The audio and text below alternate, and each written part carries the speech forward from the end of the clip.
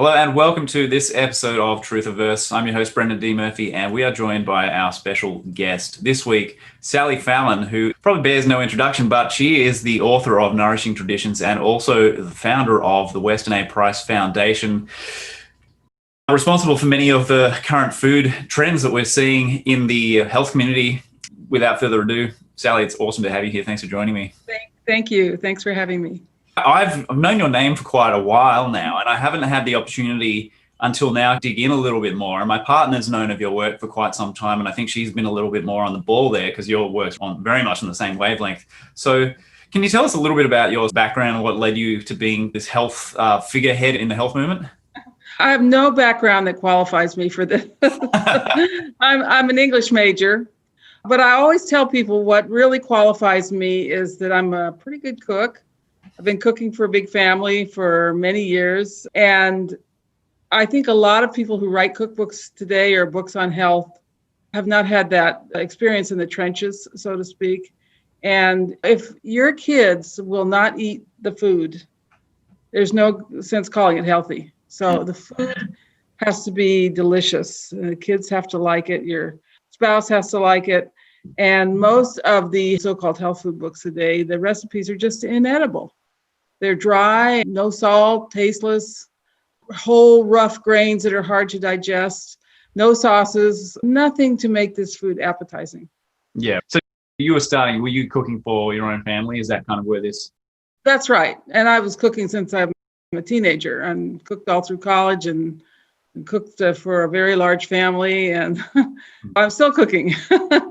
But that's really my background. And I'm a big reader and have always been able to bring in the work of experts in my writing. I love talking to people who don't have a formal qualification. It's just, you've got a brain and you use it. Well, and they can't take anything away from me. So There's nothing I can't say. They can't take my degree away from me or my career or anything. Yeah. And then my co-author for this new book, The Contagion Myth, is Tom Cowan, who is a conventionally trained MD, eminently qualified, and became a holistic doctor when he saw the fissures, the cracks in the conventional medical system. Yeah. So when did you team up with him? I think you've been working together for a few years now.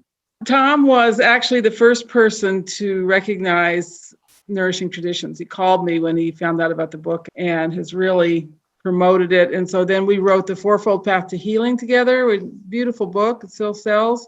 And then we wrote the Nourishing Traditions book of baby and child care.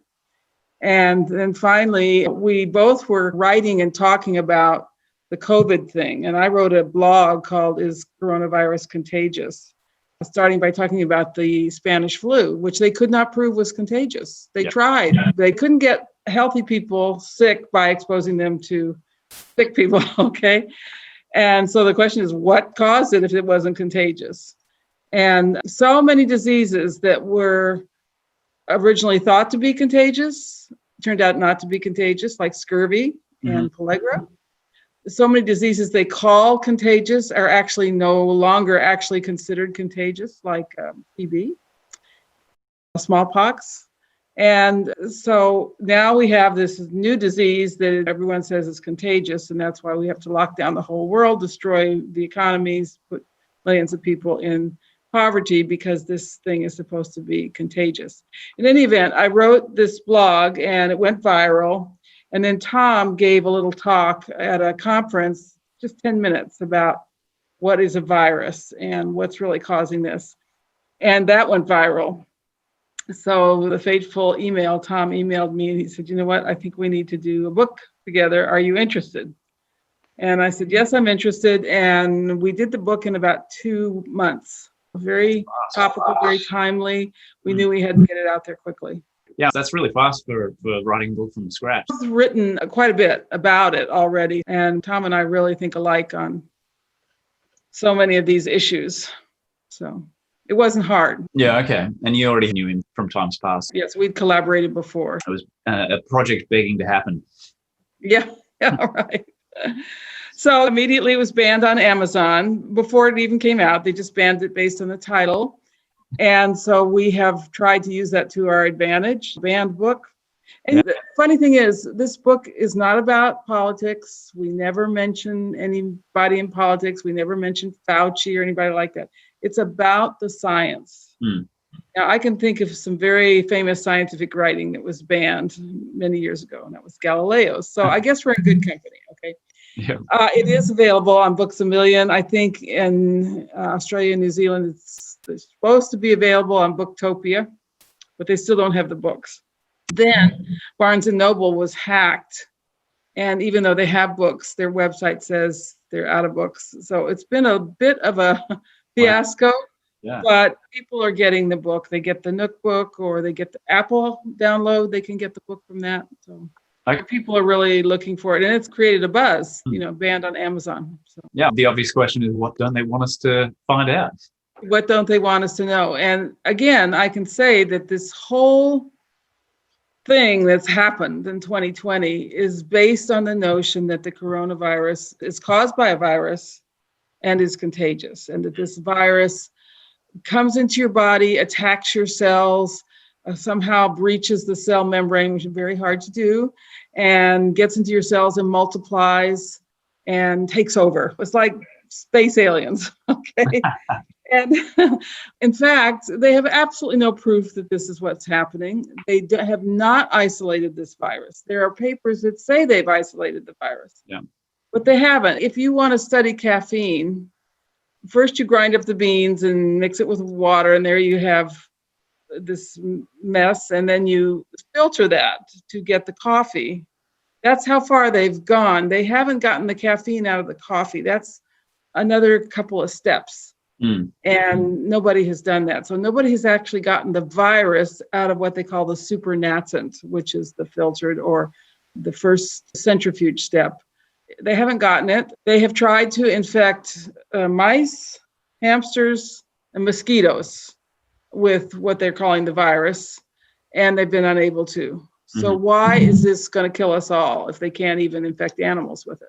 Yeah, but by deliberately trying to do it in probably a very invasive way, which is not mimicked in nature. Yeah, and before they try to infect, they mix it with a bunch of poisons, some very strong antibiotics. Who knows what else is in this mixture? There might be some viruses there, they just don't know. But this is not science. This is voodoo, witchcraft, but it's not science. Yeah. And the other part of this story is, well, people say, we've seen viruses. Sure, we've seen these little things with the fuzzy things coming out of them. We know that they are genetic material in a protein coat. But what are they? Are they coming from outside and attacking the cells?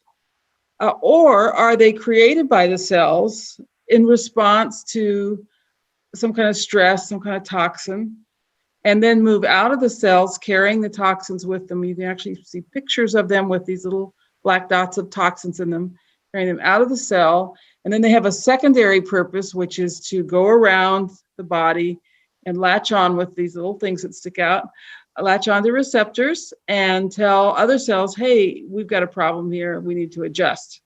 These are called exosomes. Exosomes are created in the cell. They're helpful, not harmful.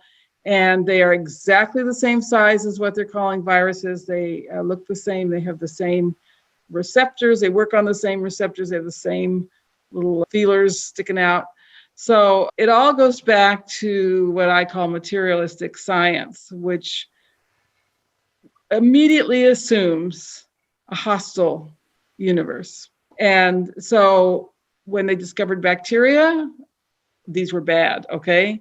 And Pasteur said that all disease is caused by bacteria, and there's a single bacteria for each disease. We have had a complete paradigm shift on bacteria in the last 20 years. When Tom Cowan started out as a physician, the way they treated illness was to sterilize the body with huge doses of antibiotics. We now know how foolish that is. We now know that bacteria are our friends. To be healthy, we have to have about 6 pounds of friendly bacteria in our guts.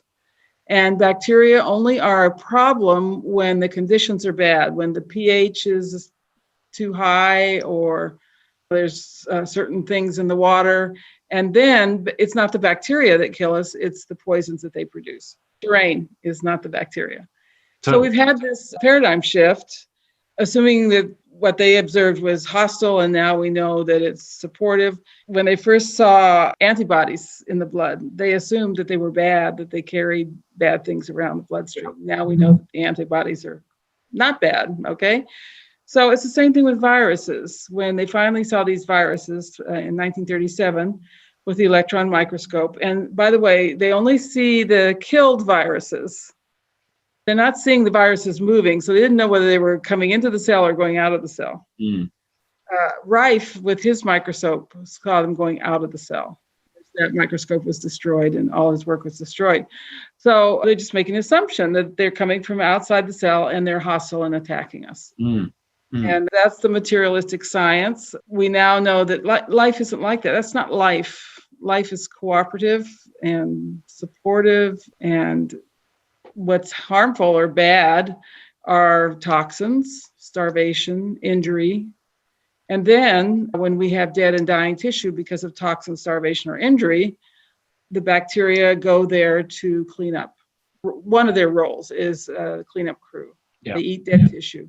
Just like if you saw a dead dog in the road and it was crawling with maggots, what are those maggots doing? They're eating the dead tissue. Nobody would assume that the maggots had killed the dog. But we're making that assumption about bacteria, and now we make it about viruses. Yeah. It's funny that we seem to start out with that bias culturally. That was a very ingrained bias in the minds of the virus hunters. They were determined to find this enemy outside. Yes, the enemy outside. Yeah. One of the chapters in our book is called Resonance, and it's just an amazing thing. So this study was done by a virologist. I don't think he actually understood the significance of what he found. But if you take some nucleic acids and things and put them in a beaker of water, and then in another part of your room, you put some whole DNA in a beaker of water, and you shine a light on these, the nucleic acids will form into the exact replica of the DNA you have in the other beaker. That's resonance. And DNA is actually an antenna that broadcasts in scalar waves, which go faster than the speed of light. And this process of resonance allows us to adapt to new situations, new toxins, changes, even deficiencies in a sense. And so we're very adaptive. It's not the long, slow evolution by chance mutation. No. It takes tens of thousands of years. It's a resonance. So somebody has an enzyme that can deal with a toxin that is communicated by resonance to the other cells and to other organisms. It's an amazing, wonderful system. That's life. And that's what we need to honor. In a sense, it's contagion, but it's a contagion in a good way.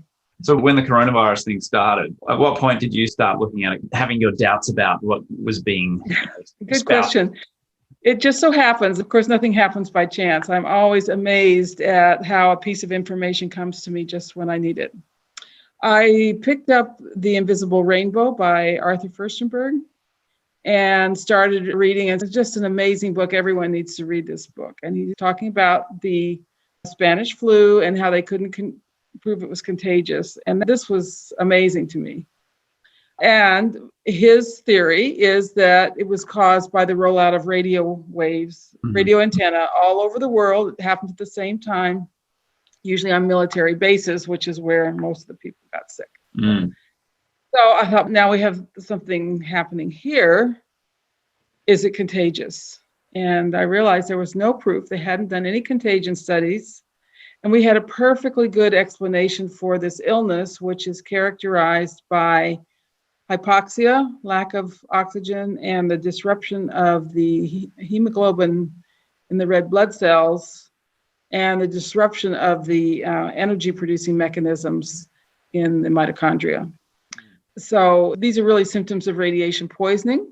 And voila, we had the perfect explanation, because it started in Wuhan, where they turned on 10,000 base stations in early December, late November.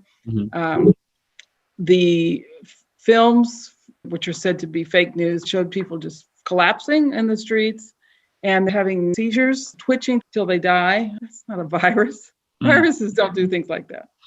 And then it spread to northern Italy and Spain. It was the worst in highly polluted cities. And that's one of the things the early research on millimeter waves found, that they were more toxic in situations of a lot of pollution. Mm-hmm.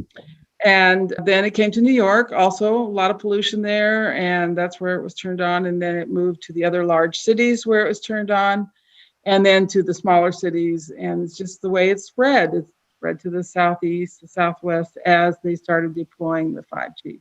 Mm-hmm. Now, have we proven that it's 5G? No. But we have excellent epidemiology. We have studies showing that millimeter waves are harmful. So let's go ahead now and do the studies and do some real serious epidemiology. For example, of the people who really were sick, not who tested positive, but who were really sick and had these symptoms, how many of them had metal in their bodies? How many of them had amalgam fillings, implants, or had a lot of aluminum in their bodies because of frequent vaccinations? Because you can see very clearly that highly conductive metals in the body would be very disruptive when there's millimeter waves. Yeah. Yeah. So it's a matter of it's synergistic toxicity. You pile one stress on, and then you pile another stress on, and you reach that critical mass, and it depends on the person. But eventually you hit a point where the body just can't cope with it's being put under. We have adjusted to radio, right? Most people can live with radio. And I believe that's because of this concept of resonance and the work of the exosomes, which help us adjust to new stresses. Mm-hmm. And we've adjusted to a lot of things. Most people have adjusted to cell phones. Yeah. Not everybody. I have an employee who cannot get near a cell phone. I have another employee who can't drive in a car with the automatic cruise control on. Yeah, right. She just feels like she's about to be electrocuted. So these are the canaries in the mine. But most of us have adjusted to these things. And the big question is, can we adjust to 5G? Mm. And I'm doubtful, because this is microwave. We know what microwaves do. So what I'm predicting is that unless we turn this off, we'll see a gradual depopulation of our cities where this is the strongest. Yeah. We know that's part of the globalist, the elitist agenda is depopulation, right? To massively cull. Yeah, but they want us in the cities. Yeah. They don't want us in the country. I live on a farm, and a year ago, there were maybe 15 places for sale within a mile of us. And now they're all sold. People are getting out of the cities. Yeah, okay. That's good. I've been saying we need to start getting a significant number of people out of the cities for a while now. And this is partly why. Sally, I think you wanted to talk a little bit about 5G and continue pulling on that thread, because that was very interesting. So what is 5G? It's called millimeter waves. These are in the gigahertz. They're just below ultraviolet. They're microwaves. It's the same frequency as microwaves.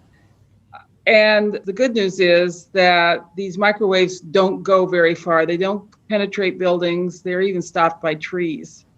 So you can be fairly assured in your house that you're not being subjected to 5G. Now, in things like hospitals and factories, I'm not so sure, because there are companies working on putting 5G in buildings.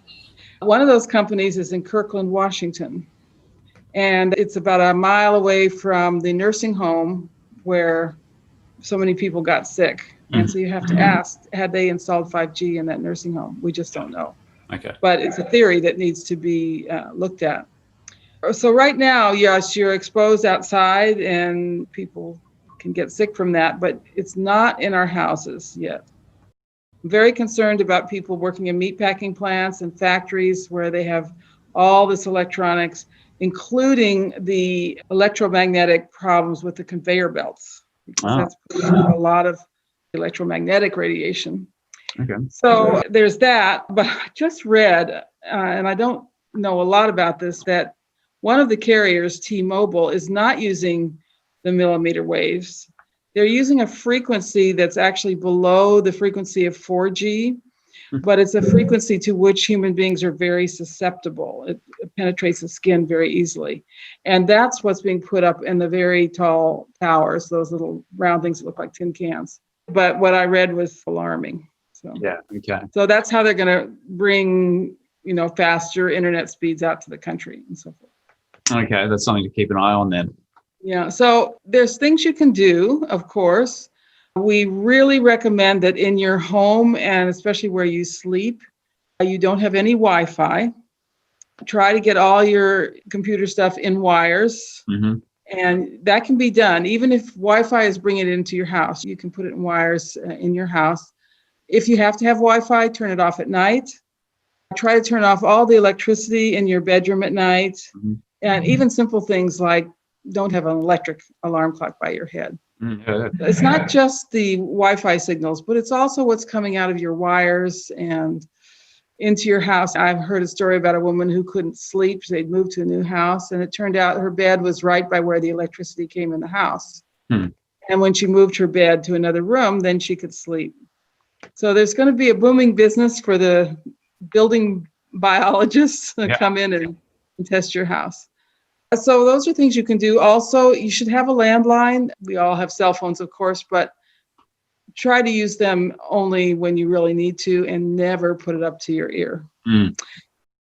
How we see old movies and we see people smoking in the movies and we think horrible. Now I think we're going to start seeing detective movies and stuff where they all always have the phone to the ear. We're going to think how horrible. Yeah. Horrible they're showing that. So one of the things I talk about in the book is the new etiquette that we're going to need. No one today would light up a cigarette in front of another person or go into somebody's house and smoke. But that was routine. 40 years ago, everybody did it. My parents smoked in bed and everybody smoked in the house around their children and everything. Now we think this is just horrible. It's so impolite, the height of rudeness. And so we need an etiquette about our cell phones. We need to always ask someone before we use their cell phone. They might not want you to. We want to keep our cell phones on airplane mode. We want to turn it on to airplane mode in theaters. Mm-hmm. There is a very interesting observation about groups where you tend to get outbreaks in groups of people. Like we had a choir practice where a lot of people got sick after the choir practice. So they stopped choir singing. No more choir singing, which is a really fun thing to do. Having sung in choruses all my life. But what's the explanation? Everybody's there close together. Yeah. They all have a cell phone in their pocket or under their chair. In the church steeple is a cell tower of some sort. And the electrosensitive people are going to get sick in that kind of situation. Totally. But we can't blame technology, surely. Technology, surely. Of course not. It's the virus. See? Yeah, that's right. The virus is a great cover-up. And it's the reason that they can predict all these things. They predicted this so-called virus a couple of years ago because they knew they were going to roll out 5G. Yeah. They can predict the second wave when it's turned on stronger. I think also you can get these great little pouches for your phone as well that are EMF shielded, so you're not actually exposing yourself or the people around you. Oh, that's a good idea. I'll look for one. And it's very important to get a meter. Yeah. And test your house. For example, when I tested my computer, which is FiOS, it's all wired, I was still getting a very strong signal from my computer. And then I realized I can turn off the Bluetooth, I turn off the wireless, all that stuff. And then it was completely safe for me to sit in front of my computer. So get a meter, especially you want to test your sleeping area. Yeah, that's right. It's crucial because that's obviously we're repairing, rejuvenating. Exactly. And if you're having to deal with that at night, you never really recover from what happens in the day. Yeah, exactly. It's very wise advice. Sally, let's talk about the Wi-Fi thing some more and finish that thought. Let me start another subject and then I'll say something very interesting about the wireless. So one of the things we talk about in the book is how our bodies are constructed, and we're made out of water. Okay, 90% of the molecules in our body are water. I think it's actually 99%. And that water is not just scattered around randomly, it's actually structured. Our cell membranes and our tissue membranes are hydrophilic surfaces, and the water against those hydrophilic surfaces structures itself, forms a crystal. It's like a wire, and that crystal, the structured water, actually carries a negative charge, just like electricity in a wire. And so Just in one cell, you have all of this structured water all through your cell. That forms a web of wires in your cell. And that's what makes your wires work and your mitochondria work and everything. So we are electrical beings. And this is why EMF affects us, because we're electrical beings. Our friend Jerry Pollack is really the one who's introduced us to this idea of structured water. And what he will do is take a fish tank or a vessel with plastic, which is very hydrophilic, really structures the water. And you can actually see this layer of structured water against the hydrophilic surface, usually a plastic surface. And when they put a router next to this tank with the structured water in it, the area of structured water shrinks by 15%. So that's just a computer router. So we know that these EMF definitely affects the structure of your water. So the question is, how do we insulate those wires of structured water in our body? And one of the ways we do is to have really good, strong cell membranes, strong, smooth cell membranes without any breaks or tears in them. And that's where the saturated fats come in, because to have good, strong cell membranes, they need to be mostly saturated. And we need to get back to the fats of our ancestors, the lard, the butter, particularly grass-fed, the palm oil, tallow, bacon fat's my favorite, it's lard on steroids. Anyway, so we need to go back to eating these healthy traditional fats and not the polyunsaturated seed oils, because when they are built into your cell membranes, you get tears, ruptures, wiggly spots, okay, because they're not firm like a saturated fat. And then the electricity doesn't flow as smoothly, and especially when you've got the microwave radiation or whatever, your router, Wi-Fi, whatever. Sure. So we really need to learn to clean up our environment, just like we learned to, in the past, we learned to clean up our cities, right? With a new technology, with manufacturing, we had everybody come to the cities, and the cities were a mess. We had no sanitation, no sewers, no clean water, and people were very sick, and a lot of people died. And so it isn't vaccinations or antibiotics that have made us healthier. It's the slow process of cleaning up the cities. It's not very glamorous. It doesn't make a lot of money for people, but that's what made our cities livable. Now we have this new technology that we've rushed into that's polluted our atmosphere. We call it electrosmog, even being beamed down to us from satellites. So we're living in a kind of sewage-filled environment. That's the analogy. And now we need to clean up. And that's the long, slow, tedious process. We need to learn to be safe. It's like we need to learn to use a toilet. We need to learn to use the wireless technology safely. I'm certainly not advocating getting rid of radio or the internet or anything, because I love those things, but they are a challenge to our health, and we need to learn to eat properly and to live properly so that we can live with those things. Yeah, 100%. I agree with everything you said there. I think it's an interesting thread to pull on talking about animal fats, because I'm sure there'll be some vegetarians or vegans listening, and I spent nearly 10 years vegetarian, and the last few years of that I was basically vegan. So I can say for myself, and my partner was the same. She was vegetarian from the age of 8. So 25 years, massive commitment.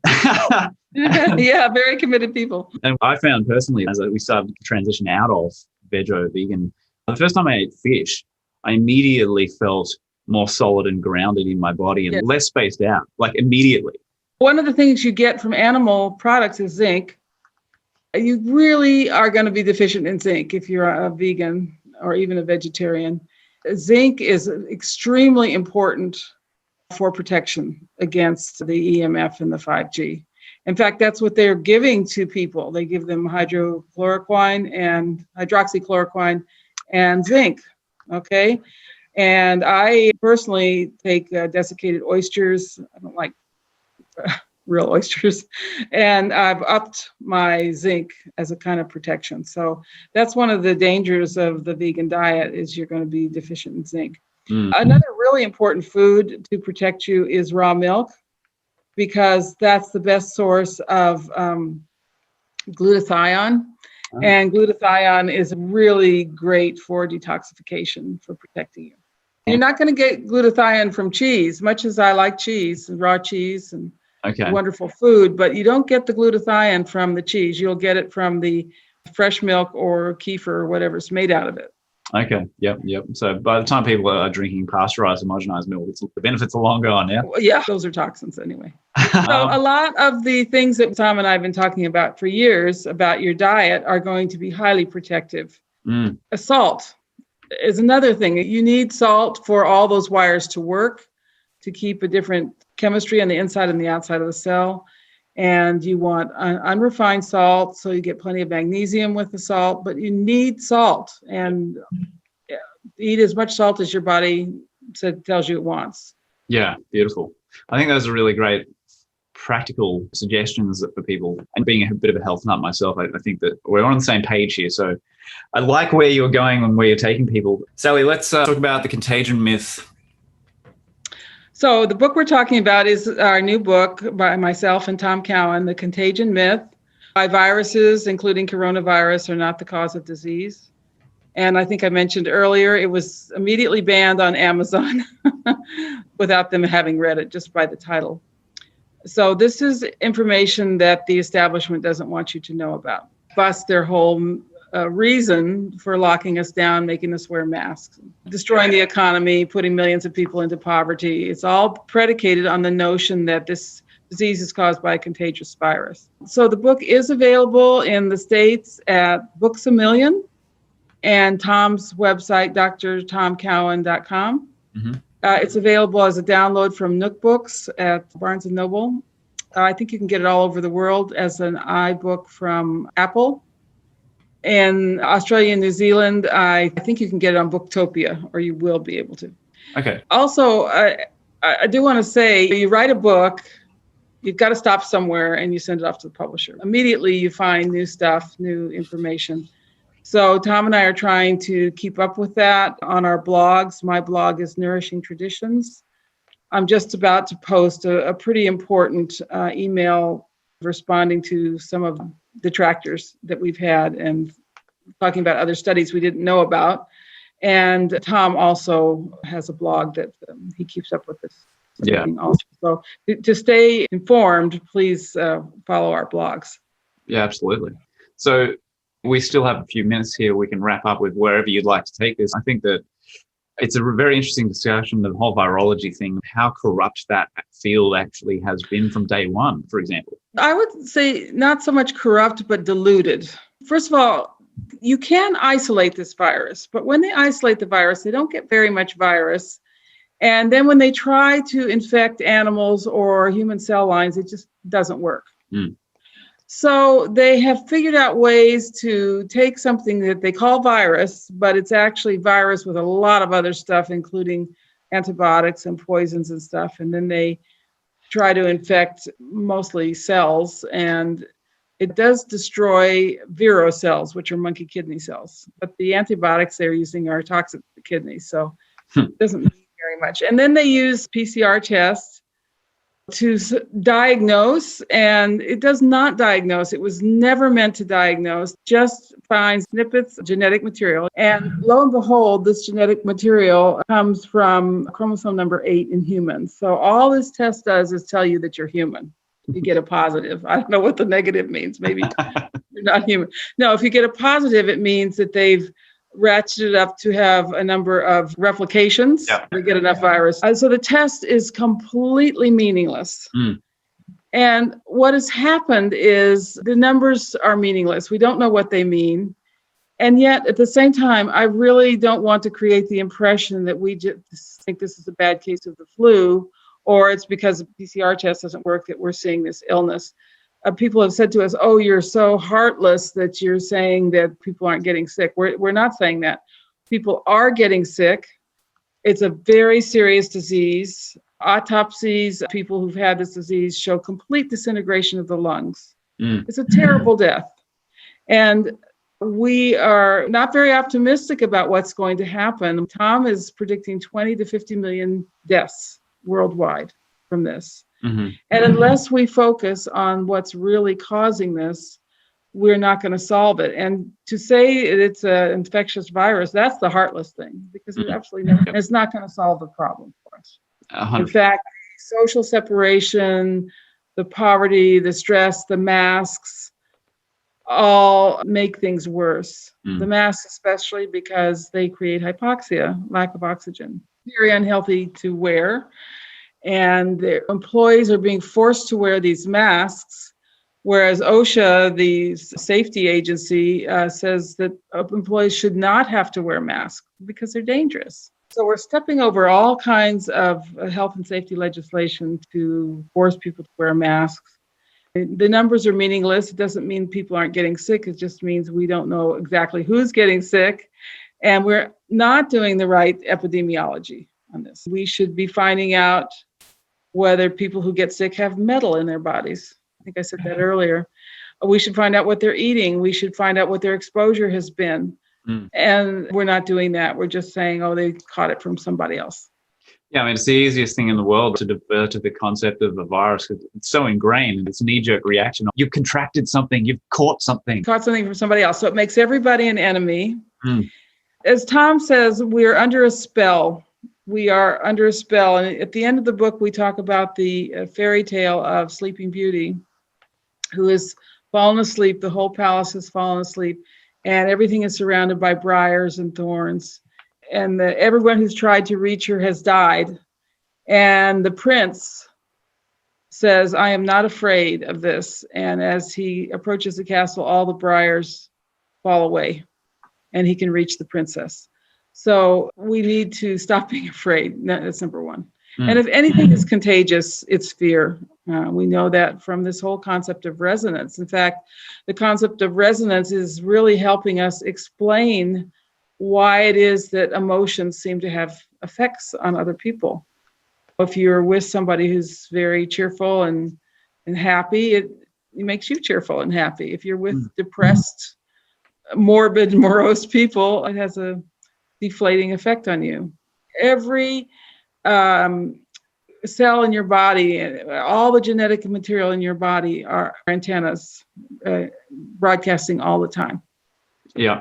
And it gives you pause to consider the role of you're talking about fear as contagious, and look at what the media does. It's just pure fear porn, right? It's just programming masses into it's psychological terrorism on a global scale. It is that's exactly right. It's psychological terrorism. And the first thing we need to do is be skeptical. And you're not supposed to be skeptical. You're supposed to believe what everybody says to you. Yeah, because I can't tell you how many people who've chided me for being so skeptical and, well, it's part of being a critical not believing it. Yeah. Skepticism is a healthy thing when it's applied skepticism. Protective. It's protective. And it's not used as a knee-jerk defensive reaction, which is the believers in the narrative are doing when we say, well, actually, we've looked at the evidence and it's not adding up. And they're going, oh, you're a conspiracy theorist. Having been in this field for so many years, I can tell you there's lots of conspiracies out there. I certainly believe in conspiracies. I know about the conspiracy to get us to eat vegetable oils and processed food. I know about the conspiracy against cholesterol. I know about the conspiracy to make us take these terrible drugs called statins. I'm very familiar with conspiracies. I see how they work. And then there's political conspiracy, all kinds of conspiracies. But I always like to remind people that these are just like little irritating insects. These are like a bunch of gnats compared to the real conspiracy. And what is the real conspiracy? It's the conspiracy to make us perfect. And all of the things that are going on today are actually part of that big conspiracy, because this is trying to wake us up. What's going on here? What's being done to us?